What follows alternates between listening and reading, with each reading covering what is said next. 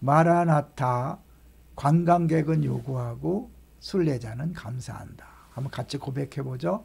관광객은 요구하고 순례자는 감사한다. 오늘 제목을요, 세계의 거대 종교가 믿음의 조상으로 섬기는 아브라함이다. 준비하면서 더 재밌었는데요. 새벽에 한번 나눈 내용인데 우리 방송으로 함께 더 자세히 나눴으면 좋겠다 그래서 준비해 봤습니다. 세계의 거대 종교 아시죠? 기독교, 교회, 우리 기독교, 유대교 회당, 유대교, 이슬람교, 이 세 개의 거대 종교. 그러니까 이제 기독교에는 천주교도 다 포함되는 거죠. 그러니까 이 전 세계에 비중을 많이 차지하는 기독교와 유대교, 이슬람교가 아브라함을 믿음의 조상으로 그렇게 인정하고 섬기고 있죠. 그건 굉장히 중요한 인물인 거예요. 그런데 우리 새벽에도 말씀드린 것처럼 아브라함은 사실은 그렇게 믿음의 조상이 될 만한 자격이 없었죠. 대표적으로 조건을 보면 나이가 많았어요. 75세에 하나님이 그를 이제 부르셨고 자식이 없었죠. 자식이 없는데 사례도 애를 낳지 못하는 불임이라고 분명히 밝히고 있어요. 그 다음에 갈대아 우르에서 우상을 위해 살았던 사람이기 때문에 사실 믿음과는 믿음의 조상이 되기에는 조건이 맞는 게 하나도 없었죠. 근데 하나님은 그런 아브라함을 불러서 믿음의 조상으로, 특히 열국의 아비로 삼은 거죠. 애가 하나도 없고 애를 낳을 수 없는데 그렇게 한 거죠. 놀라운 건요, 그 성경 기록을 보면 이 아브라함의 아버지인 데라 집안이 독특하다는 걸 볼 수 있어요. 데라 집안은 바벨론에 속한 우르라는 도시에서 우상을 팔아 생계를 유지했어요. 제가 성맥하면서 우상장사다 얘기했더니 이제 그 고미영 권사는 그걸 잘못 알아듣고 뭔 우산장사를 했나? 그때 무슨 우산장사가 있냐? 그렇게 생각했다고 하더라고요. 이 집안의 특이점은 자녀와 관련된 아픔이 많다는 거죠. 어떤 거죠? 먼저 셈의 족보를 보면 창세기 11장 11절부터 쭉 보시면 대개 30살에 29살에 뭐 30 몇 살에 이렇게 저 아이를 낳아요. 그래서 아르박삭부터 나홀까지 대부분 29세에서 35세에 자녀를 낳은 것으로 되어 있는데 심지어 데라 아버지인 나홀도 29세 데라를 낳았어요. 근데 정작 데라는요, 몇 살 때 새 아들을 낳냐면 70세라는 늦은 나이에 아브라함, 나홀, 하란을 낳기 시작했죠. 물론 하란이 첫째 아들이라고 그래요. 그 다음에 아브라함이 둘째라고 그렇게 판정하고 있는데 그렇게 시작한 거죠. 뿐만 아니라 첫 번째 낳았던 하란은 조카, 아브라함의 조카 롯을 낳고 아버지 데라보다 일찍 그 땅에서 죽죠. 그리고 아브라함 역시 하란을 떠나던 75세에도 아직 자녀를 낳지 못하고 있었어요. 그런데 하나님은 그런 가문의 아브라함을 택해서 열국의 아부로 삼으시려고 그를 불렀다는 거죠. 하나님 하신 일이 놀랍죠. 그러니까 하나님은 우리의 조건을 보지 않고 부르시는 거죠. 오히려 조건이 안 맞을 때 불러서 모든 것이 은혜임을 깨닫게 하는 거죠. 그래서 하나님은 늘 유능한 사람이 아니라 유용한 사람을 찾죠. 쓰기 좋은 사람. 쓰기 좋은 사람은 뭐예요? 내가 무능하고 자격 조건이 없다고 느끼는 사람들을 하나님 쓰시기에 좋은 거죠. 근데 재미난 것은 하나님이 먼저 갈대아 우르에서 떠나라 그랬잖아요. 그런데 하란까지 굉장히 먼 길을 왔는데 거기서부터 가나안까지는 이제 얼마 안 남았는데 멈춰요. 왜 멈췄을까요? 여기 비밀이 있어요. 사실 이 지도를 보시면 이 우르는 도시고 여기 바벨론, 갈대아라고 나오는데 갈대아는 바벨론이라고 그렇게 생각하시면 돼요. 그러니까 갈대아라는 나라에 우르란 도시에 살고 있던 데라와 그 가족들 하나님 부른 거죠.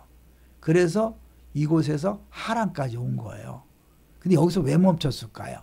잘 보세요. 여기 지도를 보시면 여기 이 티그리스 강이 있고 유브라데 강이 있죠. 이 강이 있기 때문에 여기는 문명권 있잖아요. 얘는 알죠? 그 나일강 문명, 티그리스 문명 그 있잖아요. 문명권이 여기는 강이 있으니까 이 초원지대가 계속 이렇게 이어지죠. 근데 여기부터 여기까지 완전히 광야지대니까 차마 못 가는 거죠. 더구나 여기까지는 같은 문화권인데 전혀 다른 문화권에 가려고 하니까 아찔한 거죠. 그래서 결국 멈춘 거예요. 하나님이 거기서 그냥 멈추도록 용납을 하셔요. 기다리셔요. 그랬다가 다시 아브라함을 불러요. 근데 이제 아브라함을 불렀을 때 스데반은 데라가 죽은 다음에 불렀다 그러는데 나이 계산을 해보면 잘 안 맞아요. 어쨌든 간에 하나님은 아브라함을 다시 불러요. 다시 부를 때 놀라운 것은 이제 제가 이제 그 예전에도 말씀드렸는데 이 특별히 떠나라고 할 때 요렇게 레카라고 비슷한 단어를 2번 써요. 이게 가라는 단어인데 너라는 단어가 붙어서 네가 스스로 떠나라, 너에게서 떠나라 이렇게 해석이 되는 거죠. 근데 요렇게 특별한 표현이 창세기에서 단 2번 쓰였어요. 언제 쓰였을까요? 창세기 12장 1절에서 너는 본토지 자비족을 떠나라 그럴 때 쓰였고 창세기 22장 2절에서 이삭을 데리고 모리아산으로 가라. 그러니까 둘 다 뭐예요? 떠나라는 건데 특별한 떠남이죠. 창세기 12장은 과거의 모든 편안하고 안전되고 자기 익숙한 모든 것으로 떠나는 것이 믿음의 시작이라면 이제는 마지막에 이삭을 바치라는 것은 자식은 미래의 보장이잖아요. 미래의 안전 보장, 미래의 대책으로부터 떠나라. 과거도 미래도 다 떠나서 오로지 주님만 바라보고 사는 것이 믿음이라는 거죠. 그래서 이제 바울은요, 믿음의 조상을 얘기할 때 로마서와 갈라디아서에 보면 이 모세나 다윗을 이야기하지 않고 아브라함이 믿음의 조상이라고 얘기해요.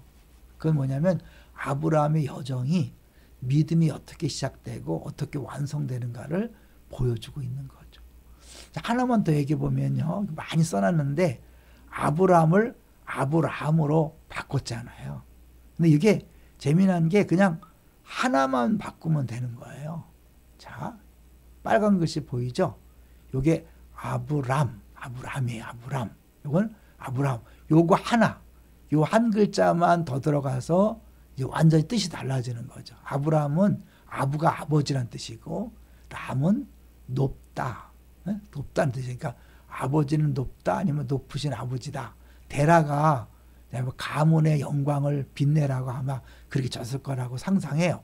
그렇지만 하나님은 그 우상 가문을 빛나라고 이름 져준 그 아브라함을 불러서 요 해라는 거죠. 요거 하나 더 붙였는데 열국의 아비가 되는 거죠. 근데 놀라운 것은 이거 있잖아요. 이거. 요 해라는 게 이 숨구멍이라고 해서 하나님 이름에는 여호와 할 때 2번 들어가요. 그 재밌죠. 다만 재밌나 몰라요.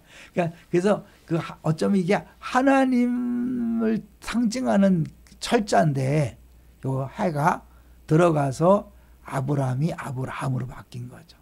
그러니까 하나님이 개입하시면 하나님 부르시면 인생이 이렇게 변한다는 것을 보여주고 있는 거죠. 아브라함은 처음에 복을 받고 그걸로 끝나는 게 아니라 복이 되는 인생. 이제 나에게 복 주세요, 복 주세요. 이제 거기서 멈추는 게 아니라 다른 사람, 다른 공동체에 복이 되는 사람인 거죠.